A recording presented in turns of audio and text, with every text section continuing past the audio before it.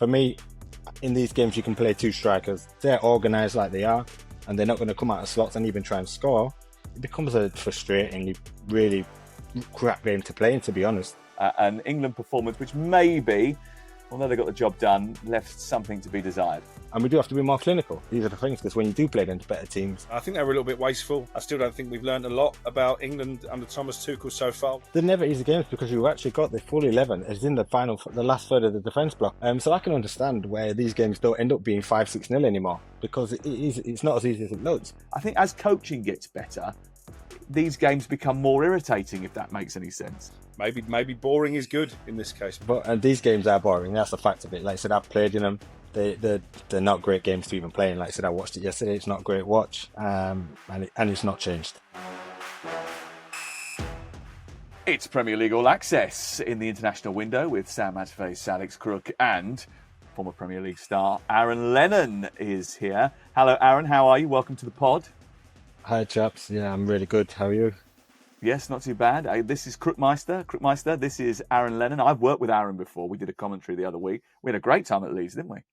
It was a good, It was an opening day one. It's a Leeds were rocking. Good result for Leeds. Like I said, everyone were poor on the day. But no, it was a good game. Really enjoyed it.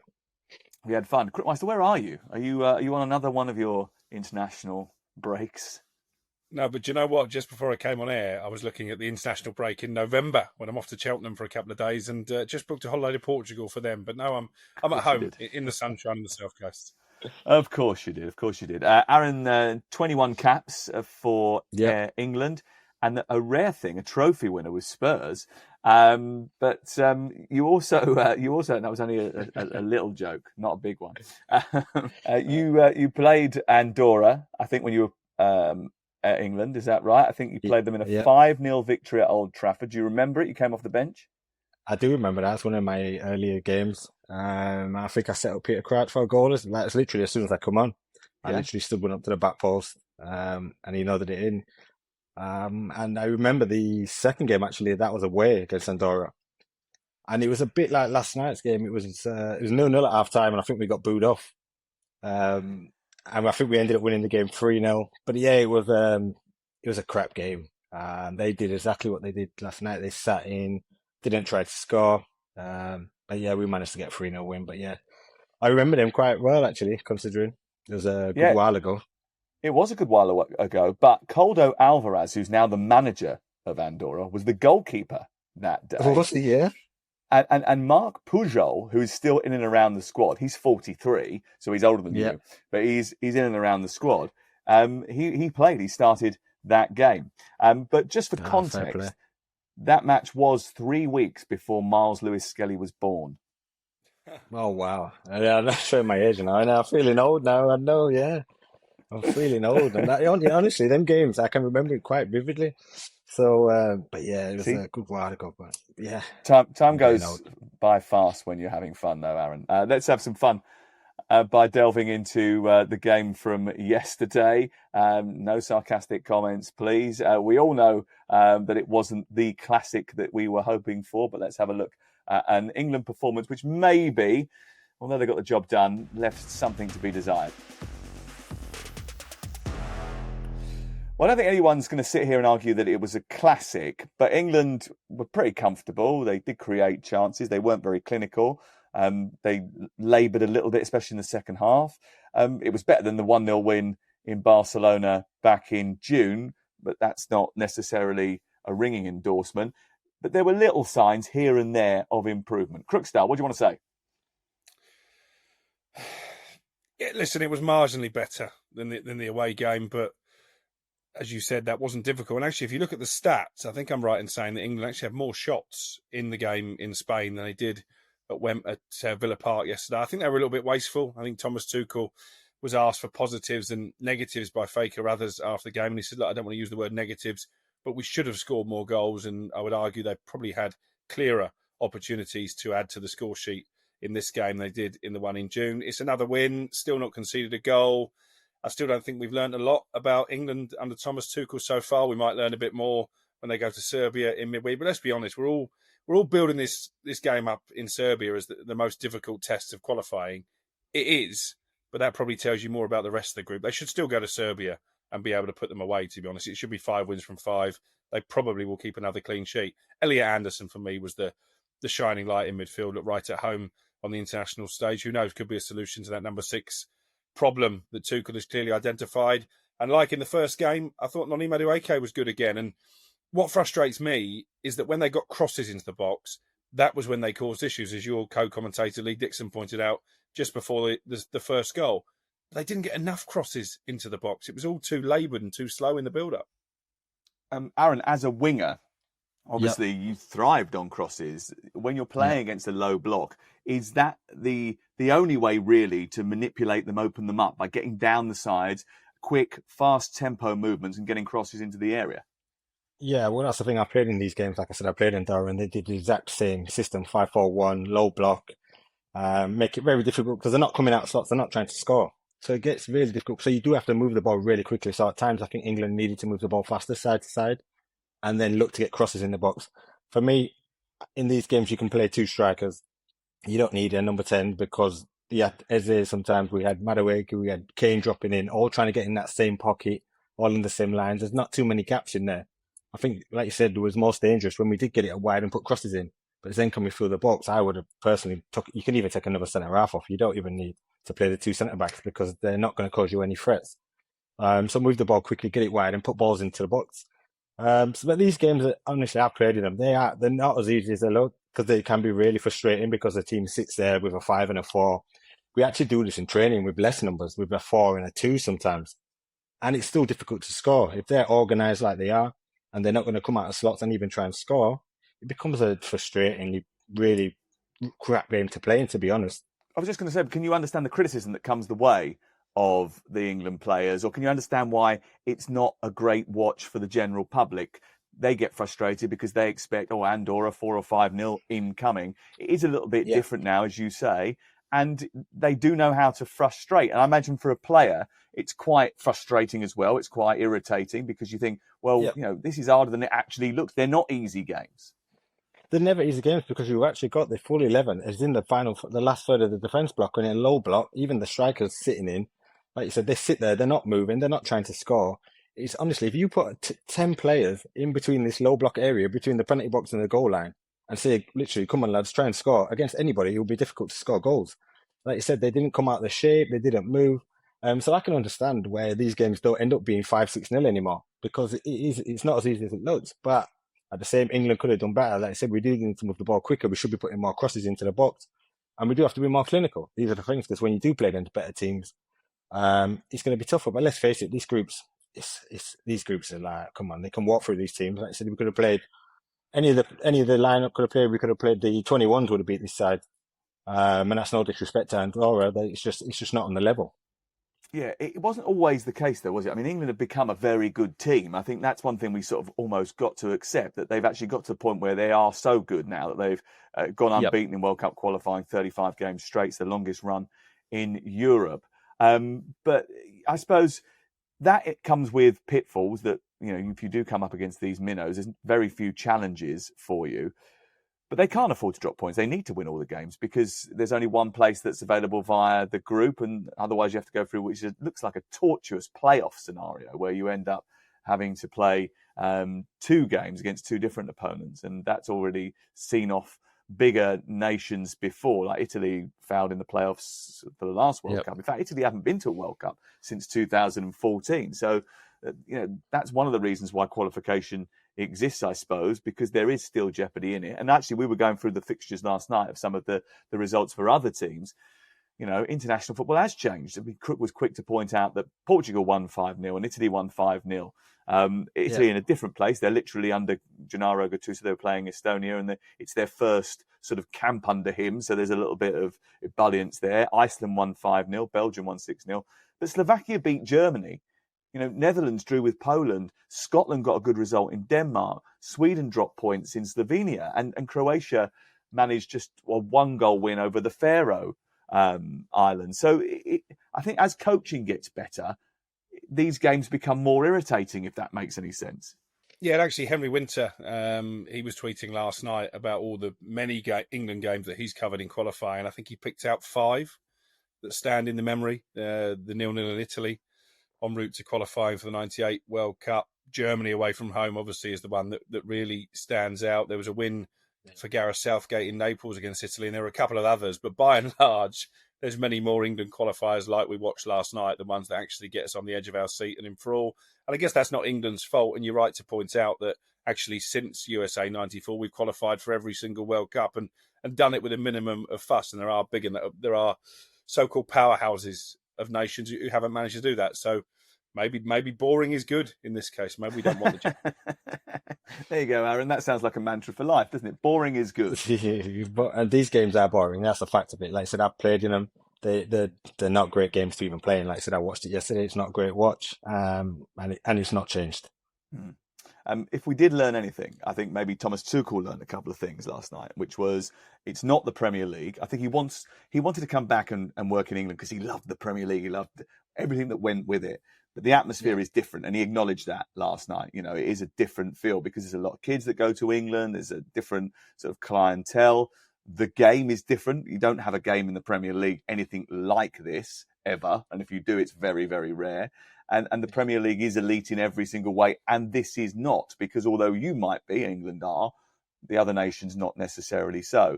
I think if we're going to pick out the pluses, what have you identified as positives that he can take back to St George's Park and build upon? I think Matterface has been great for England since he's broken to the side. I think he's been a shining light. I think he looks really comfortable in this environment. He looks really positive. And in these games, you do need players who are just going to pick the ball up and go past someone. Sometimes to break a team down like this, you do need players who are going to go past players and cause problems, get in the box, get crosses in, get fouls. And I think he's been a real shining light. I thought Elliot Anderson was really good last night. It's his debut. Like I said, it's tough to judge players in these games. It really is, because he's not playing against anybody. So, look, you still got to do your job. And I thought he did some really good forward passes. I really do like him.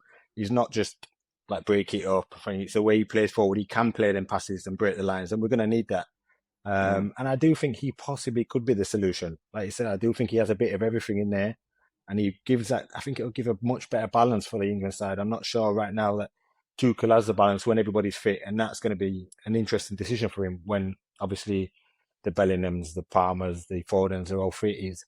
How does he fit that? Who's he going to play in there?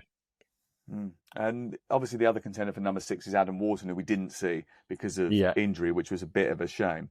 But the fact that you've got an alternative now, was someone that you could possibly play in that position. I mean, obviously he needs to play against a higher grade of opponent in order to sort of prove himself in that position. He might get a chance to do that against Serbia. I also thought James played really well. I mean, he didn't have anything to do defensively, but, you know, if he can stay fit, I mean, he is brilliant on the ball. And obviously we go on about Trent Alexander-Arnold's ability to deliver the ball, but I mean, he's got the ability to do that as well. I mean, he can wrap a pass through the lines, but he can also deliver a fantastic cross. You would have loved that cross that he delivered for the goal, wouldn't you? You would have been proud of that, Aaron. No, I think, like I said, I think Reece James is absolutely brilliant. Like you said, he's had his issues with injuries. If he can stay fit, for me, right now, I think that's his spot to take. Like you said, Trent will come into that picture, and I think even Kyle Walker will still have a say and want to be knocking on that door. But I do feel like Reece James has probably all round the best of everything. I think he's good going forward, but I also think defensively, I think he's really sound also. But yeah, it was a lovely ball. He's technically brilliant. We've seen that in the past. He's also brilliant on free kicks. Like you said, we've seen in the last game. So he's a fantastic player. Like you said, the only issue with him is can he stay fit this season, which has been a worry for him. It has. Right, okay, so we've done our best now to pick as many positives out of this game as possible. So let's hand over to the Saltmeister for the concerns. Come on, what's your list of concerns that you've picked up from this game? I'll let you go first. Concerns is probably the wrong word, because ultimately they have won the game. I think I'll go back to Thomas Tuchel's first press conference at his unveiling, and it was a bit of a dig at Gareth Southgate at the time. He promised to bring an exciting brand of football that we maybe didn't see under his predecessor. And I think he's put pressure on himself because we haven't seen that yet. We certainly haven't seen it in the 2 games against Andorra. I was at Wembley for the Latvia game, was it, or Albania? That's how memorable it was. I think it might have been Albania actually took the kids, and they were chucking paper aeroplanes 15 minutes into the second half. Obviously, the Senegal game was a bit of a debacle as well. So I don't feel like we've improved under Tuchel as yet, and maybe the counter argument is it's difficult to improve in these games, but I feel like we need a statement performance just to get everybody's enthusiasm again. I mean, the fact there were waves of empty seats at Villa Park well before the full-time whistle is not a great look on Thomas Tuchel. So this Serbia game gives him that opportunity because it is against a better team, albeit they're going to sit deep as well, and arguably they're going to be better at it than Andorra will, but they will at least try an attack, and that might just enable England to open up. Harry Kane, did he make much of an impact? Did he need to play this game? We had the debate on Friday. Should he have been rested for Serbia? Did he look a little bit leggy? He did, in my opinion, so I think that's a bit of a negative. And Eberechi Eze, I was underwhelmed by his performance as well, and that seems to be a bit of a problem for England because whoever you play in the number 10, be it Foden, the European Championships, be it Cole Palmer, who is yet to really produce in an England shirt what he does regularly for Chelsea, or be it Eze on this occasion, doesn't seem to work. And you mentioned it again on Friday's show when we were on with Troy Deeney. He doesn't want to play Rice and Bellingham in the same midfield. So I do think that number 10 position is becoming a headache. Well, I think eventually what they'll do is what they did like yesterday. I mean, unless they're playing a top nation, they might play 4-1-4-1 going forward. It's the second time he's done a similar formation now. He gave himself an extra bit of protection last night with Elliot Anderson, which I think is what he wants. He wants a 6 and he wants 2 8s. He doesn't want Rice to play as the deep line midfield player. He wants to release him like he did yesterday and get into the box and score goals. And Bellingham he sees as almost a forward player. So I think he'll play either up with Kane or just off Kane. I think that is where he sees him. So I don't think there actually is any room for a number 10 in that team that he's constructing. I think you can sort of see now he's going to go down the winger route and he's going to have Bellingham and Rice in the sort of 2-8 positions, half 8, half 10 for Bellingham, and then someone in the 6. I think that's the way. It's almost 4-4-2. Essentially, I was a little bit underwhelmed with Marcus Rashford. Now, look, he's had his problems. He's been at Manchester United. He's gone off to Barcelona. I don't think he would have been helped, Aaron, by the fact that just a couple of hours before the game, there was a Spanish newspaper that released a story suggesting that Barcelona were thinking of sending him back to Manchester United at the earliest possible moment. He's only been there for about 4 weeks. But he hasn't had the easiest start there, but he was never going to because that's a really tough team to break into. But did he do enough? Did he flatter to deceive a little bit? Yeah, like I said, did he do enough? I think he had some opportunities where he probably could have done a little bit better.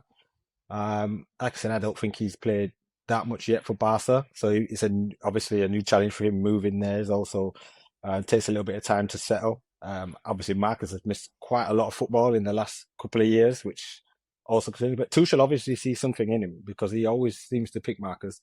And I think that is a spot. I think Thomas Tuchel is actually just looking at certain positions. I don't think there's that many places up for grabs. I think the left wing is definitely one of them. He's looking for a 6. I think 7 or 8 of the players picked itself. I think the team is pretty much picked. I do only think Tuchel now is just looking at 3 or 4 positions who might be up for grabs. I don't think there's. I think the other places are pretty much cemented. I don't think much of it is going to change. I think left wing is one of them. I do believe that's going to be out of Marcus Rashford, Gordon, Jack Grealish if he comes into a bit of form like he has done, is out there. But like you said, so I think that is a position where whoever is on form has got a good chance of taking it. But look, Marcus for me has got all the ability in the world. I think he's so talented, especially from that left position. I think he is probably the most out-and-out gifted player to play on that side of the pitch if he's on full form. We've not seen that for a while. But like I said, it's an interesting with Marcus because, like I said, Barca's not going to be the easiest team to break into. So, look, let's hope he finds some form because I do believe he's probably the most gifted player to play on that left side for me. Crookmeister? Well, it does feel like Rashford's place on the plane is his to lose, doesn't it? The fact that Tuchel has called him up regularly since coming in, even when he isn't necessarily playing 90 minutes week in, week out. I do think he's got a huge opportunity. Same for Dan Burn, actually. One of the other things that Henry Winter said in his very lengthy tweet at full time was that Dan Burn clearly isn't an international player. I think Thomas Tuchel begs to differ. The fact that he keeps picking him, keeps starting him, again, I think he's got a brilliant chance of being on the plane. Same for Reece James, obviously with that Chelsea connection. You're right, Sam. He was one of the bright lights yesterday. So I actually don't think there are too many places in this squad up for grabs. I think Thomas Tuchel probably knows 95% of it, not just the first 11, but actually the squad as well. Interesting on Dan Burn, because one of my notes yesterday was I think he's not used to having so much time on the ball. But in certain games, Dan Burn's going to be really interesting and really helpful for England because, one, he's massive. So he is a target at set pieces. And in both boxes, you need someone with a physical presence. And in tight games where you need to break the deadlock or you need to somehow find a way through, a set piece can be the thing that unlocks the door. And Dan Burn is great at being that target from attacking set pieces. Also brilliant at defending them as well. I suppose we sort of feel was a little bit with this sort of qualifying campaign, a bit like the sort of Fabio Capello World Cup 2010 campaign. It was sort of like very sort of laboured, didn't really get going. And then they went to Zagreb, they beat Croatia 4-1, and all of a sudden they started flying and they felt like they were zipping into gear again. And Theo Walcott scored a hat-trick. You remember that. You were part of that setup. Yep. I know you played in the Andorra game during that period as well. But they do play Serbia next, and this may be a chance for them to kick into gear. So let's discuss it. So Serbia beat Latvia on Saturday. It was just a 1-0 win, actually, and they almost threw it away right at the very end. Latvia almost drew level with one of the last kicks of the game.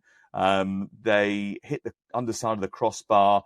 It ended up coming back out again, and Latvia had another chance. I think they hit the base of the post as well.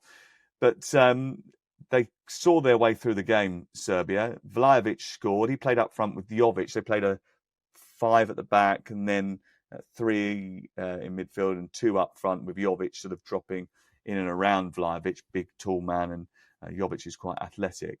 But it'd be interesting to see how difficult they are to break down, because we spoke to Serbian journalists on the last pod who said they're not in a great shape. But when England come to town, things change, don't they? Yeah, no, teams do raise the game. Look, it's a massive game for Serbia. It is when England turn up. These teams seem to raise the level of performance. We've seen that over the years. I think this will be no different. Like I said, this is going to be a lot sterner test. I think people are blowing it out of the water, saying, "Oh, this is going to be such a tough test now." Like I said, going to any of these grounds Serbia away will be a difficult task. But look, you look at the two teams, there's a golf in class here. And England, if they do turn up and it clicks, it can be 3-4-0 these games. They can be. But like I said, Serbia do have a lot more quality. Like I said, it'd be interesting to see if Mitrovic comes back into the fold. I know he came off the bench at the weekend. So it'd be interesting if he does want to play the 2 strikers up front and play the 3-5-2, which he normally plays. But it'll be a tougher task. Like I said, I expect England to go there and win. I don't think it's going to be a high-scoring game, but I expect England to go there and win. It's interesting because I can't even ask you what it's like playing in Belgrade for England, because you never played in Belgrade. In fact, no one in England jersey has played in Belgrade since 1987, when they qualified for Euro 88 with a thumping win against the former Yugoslavia. Did you play in Belgrade for Tottenham at any point, or did you? I can't remember an incident of going to Serbia. I don't know what. Yeah, I don't think so. I'm not sure. Maybe. I went with Tottenham. I don't know if you were in the team then. I went with Tottenham under Maurizio Pochettino, and he took them to Belgrade. That was a really tough game and a really sort of difficult match. I can't really think too much about it. They did used to develop a really good group of players, but it's going to be a hostile environment because it is the Red Star Stadium, and that's like evokes memories of yesteryear, doesn't it? But it's going to be jam packed. There have been tickets sold out really quickly, from what we're being told, Crook. So it should be pretty hostile. I think England need that. Yeah, I do as well, because it's interesting. Thomas Tuchel pointed to the atmosphere, and I've joked about it on this podcast, mentioned it in the preview pod. You know, the paper airplanes flying around Wembley. It has been a very different atmosphere. The games I've attended in qualifying compared to a major tournament itself. I was in Gelsenkirchen, and the England fans were in great voice that night. So were their Serbian counterparts. And it was a sort of typical England performance. They score early, brilliant goal from Jude Bellingham, and then sort of retreated, but maybe, as you say, the hostile atmosphere in Serbia might just bring the best out of them. I think what we can say about this Serbia side and what makes them dangerous is they've got very talented individuals. You mentioned Vlahovic, the goal scorer from their last game against Latvia. He's a player that gets linked with a move to the Premier League. Every transfer window never seems to happen. We know all about Alexander Mitrovic, although as our Serbian friend said last week, maybe he's not in the peak of fitness at the moment, but they've got Milenkovic, who's obviously been superb for Forest as well. So there are a few household names in this Serbian team. The impression I get from speaking to Serbian supporters and from our journo friend is that maybe they don't knit together as a team the way they potentially should, and therefore don't fulfil their potential. But it is a dangerous game. But I repeat what I said at the top of the podcast. This is not a powerhouse that England are playing. If they go there and do a professional job, I think they'll win. Geordie Petrovic, the goalkeeper, obviously at Bournemouth now. A very good goalkeeper. And he's actually a bit of a national hero in Serbia because he saved the penalty against Albania. Those two have got political beef, so he came to their rescue. They didn't play a particularly good game when they played against Albania, but he did save the day, so everybody loves him right now. They don't love the manager that much, and he was a national hero. In fact, he played against England in that 1987 game, but he has a sort of habit of throwing a few spanners into the works and disrupting his own team, so that sort of put them on the back foot a little bit. And they did qualify for the Euros last year, and they're a bit disappointed that they never get out of the group. They think they should have gone out of the group, but didn't. The last team to beat Serbia, though, were Spain. They are unbeaten in the last 7, so they're not difficult. They're not easy to beat and not easy to break down. But England haven't conceded in 5 competitive games, so Jordan Pickford has been pretty resolute as well. He does get a little bit of criticism every now and again when we're watching the Premier League, doesn't he? And I know that we were talking about him when we were together at Ellen Road. But for England, he's almost faultless. I mean, he doesn't really have much to do, to be honest with you. I mean, that might be one of the reasons they don't concede. But he is almost faultless for England. He's never really made a massive mistake. Though touch wood, that never happens. But do you know what I mean? He's never really cost England, has he? No, he's been absolutely fantastic for England. He's been brilliant. And like I said, we discussed Jordan at length, like I said, in the first game of the season at Ellen Road, and he was flapping at a few things. He was onto his players, but he doesn't seem to have that character when he's with the England side. I don't know if it's the players around him or maybe the environment's different.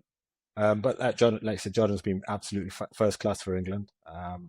And long may it continue. Like I said, he's not getting it. I don't think he made it. Did he have a shot to save yesterday? I don't think he even had a shot. I think they had one shot, and I think he went over the bar. Yeah. So these games, like you said, I don't know if the manager would rotate, but like I said, you never know in these games because, like you said, he could sit there, he could sit on the floor in these games. Honestly, it's a waste of time for him at the minute. In these games, it really is.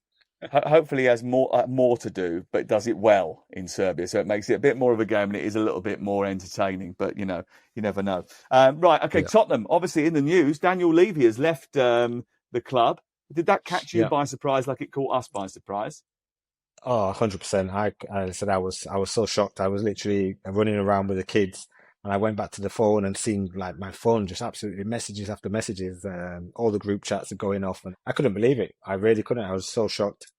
And I always said, to be fair, I never thought Daniel would step down. We don't know if he did. Obviously, there's rumours that he didn't step down now. Maybe he was pushed aside. I always thought Daniel would leave the football club when there was a buyer, and a big buyer. I thought that was the time that Daniel would leave that football club. So yeah, it did catch me by a massive surprise the other night. And yeah, it's going to be interesting to see where they go from here. There's been a lot of take. I've listened to a lot of people saying, a lot of fans giving it like, can't wait now Tottenham really starts, and good riddance to Daniel Levy.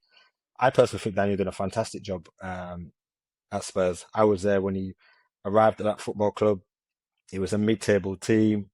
We was training down in Chigwell, like I said, really basic facilities, obviously at White Lane. And if you look what he's transformed that football club to the probably the best training ground in the world, possibly one of the best stadiums, if not the best in the world.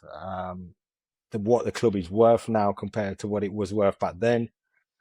And yeah, like I said, did he win trophies? No. Do I think Daniel gets a lot made out to be a bit of a scapegoat in that situation? I think yes. I think, like I said, Daniel didn't buy a lot. I think, and also people forget, I think Daniel has spent quite a lot of money I think they bought poorly, but Daniel doesn't buy the players also. Yeah, one of the things he gets criticised for is not paying the wages, though, did he? So, I mean, what was he like with you? Was he like, it's £10 an hour, it's minimum wage, I'm afraid, Aaron. You're not really allowed any more than that. Yeah, well, like, a bit more than £10 an hour, but yeah, we knew as players, and obviously when you go to England camps and you start to hear and you speak to agents, we did know when we started to especially get into like playing top 4 and top 6 that we were probably on the least of that group. But Daniel, what he does do in a lot of the contracts, what I will say is he incentivizes a lot of the contracts so based on appearances. So he will give out big bonuses, but obviously for playing, so the wages may be less. But obviously, if you do play, for example, over 25 games in the season, you'll get a big bonus. So basically, your wage will work out a lot more than what it was. But like I said, your basic salary is probably lower than the average top 6, top 8 team. Play for all it was when I was there, and that's a known fact. But yeah, that's definitely one of the things. Obviously, he's been criticised about, but I think spending money, I think they've spent quite a lot of money. I do believe there was 2 times in my time. Well, one time when I was there, I think we had an opportunity when we had the likes of Modric, Bale, Scott Parker, Van der Vaart, Dawson, Ledley King, Woodgate. I believe we was close. I think we was 2 players away. And then I remember having conversations about we're close here. If we can get a couple, 2, 3 more players in, we can challenge. And I also believe the Pochettino team also. Yeah. We the one got to the Champions League final. I believe then if they'd have kicked on then and gone and invested at that time, I think they could have gone and challenged. And both times, I don't think that was, in my opinion, 2 times where Daniel and the club should have invested heavily. Who was the manager when that first time happened? When I think it was around the Red Harry was there, and maybe AVB possibly with that 2 group. It was that group with my group there, and then obviously Pochettino with the one with Champions League. And I think that was the 2 times where we had the strongest team, where we was really could have kicked on and really challenged to win things, and the club didn't invest. And also, like I said, Daniel's not Joe Lewis is the owner. So how much of the decisions falls on Daniel? A lot of Daniel takes all the blame on a lot of these conversations, but how much is he getting the final say? Who is going to get hold of Tottenham Hotspur? Because, I mean, as Aaron said, if he was going to hear the news that Daniel Levy was leaving, he expected it to be followed very quickly by the fact that there was going to be a sale. That's still sort of the rumour around the campfire, isn't it? Although I think it might be maybe even 12 months away before we start seeing proper moves in that. Yes, it's not something that happens overnight. And reading between the lines, I think part of the issue here is that Daniel Levy was maybe leaning towards a partial sale. I think the Lewis family eventually are looking to sell the whole club, or at least a vast majority of it, despite what they've been telling us from over in the States this week. I do think that Daniel's departure is a precursor to some kind of takeover. I think in the interim, Vinay Venkatesham, who's come in from Arsenal, is going to get an awful lot of saying on how the football club is run. I know there's a new non-executive chairman that's been put in by ENIC, but I think that's just a title, really. I think Vinay is the one with the football experience. So let's see.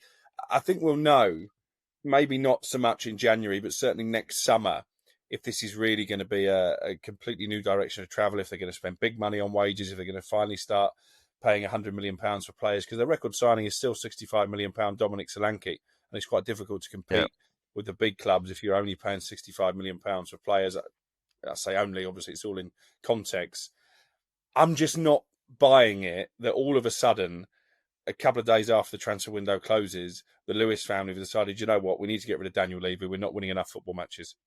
Why has that suddenly become a thing after 20 odd years? I'm sorry. It's not a new thing, is it? I mean, with all due respect, I mean, it's not like that run of form has come out of the blue, and that's no disrespect to Tottenham. I think, as Aaron has already alluded to there, sometimes they felt as if they're getting to a place of real challenge, and then they just haven't quite gone for it at the right moments, and that's why they haven't won as many trophies as maybe some of the talented teams that they've put together has suggested it might. Just a quick word on Manchester United. We know we can't talk to Alex Crook without discussing the Red Devils. And he got very excited yesterday on the group chat when news started to filter through that Turkish side Trabzonspor were in talks over a season-long loan deal for Andre Onana. What do we know? Well, I took out an Amex card recently, and I was just looking this morning to see if I had enough points on there to book his flights to Istanbul. Unfortunately, not. It's the answer. He's a bad kid. He's a bad kid. Listen, it's amusing because a couple of weeks ago, I was being told by people inside Old Trafford that I was wrong about Andre Onana. His stats are among the best in the Premier League. This is a classic case of not believing the data and believing your eyesight, because unfortunately, he's been there a long time now, Andre Onana, relatively speaking, and I think he's proven that he's not good enough to be a Manchester United goalkeeper. That's why they've plumped for Senny Lemons from Belgium. Obviously, another gamble because he's young and he's unproven in this country. But they were never going to go into the season beyond the transfer window with 4 goalkeepers, as they have now. Something had to give. I think if he stayed, there's an argument to suggest that Andre Onana is third choice behind Lemons and behind Altay as well. So I think he will end up at Trabzonspor. And that tells you everything. You know, this is a guy who played in the Champions League final, came to Manchester United for big money. He's not joining a European superpower. He's joining the 4th or 5th biggest club in Turkey. Just to clarify again, what did the Manchester United insiders tell you about Andre Onana? I think the exact quote was, "You're wrong about Andre. His data makes him one of the best goalkeepers in the Premier League." Why have they got such a bad scouting record and recruitment problems? I just can't work it out. Aaron, sorry, we're only messing around. It's just a podcast. That's fine, mate. Honestly, I'm all for it. Listen, it was great to have you. Thank you very much. We appreciate you taking the time on a Sunday to reflect on England. It wasn't the most inspiring game, but hopefully we'll have more entertainment for you on talkSPORT on Tuesday night when we bring you the game in Belgrade. Of course, next weekend we are back in league action as well. We've got Premier League commentaries for you next weekend. Cook's very excited about that. When's your first game back, Cook, sir? Oh, stop being so miserable. You can't keep bashing everything all the time. One day we're going to get you to do a whole podcast where you're only allowed to say positive things. Look forward to it. It'll be a very short podcast. Aaron, thank you very much. We'll see you soon. This is Premier League All Access. Tell all your friends about it.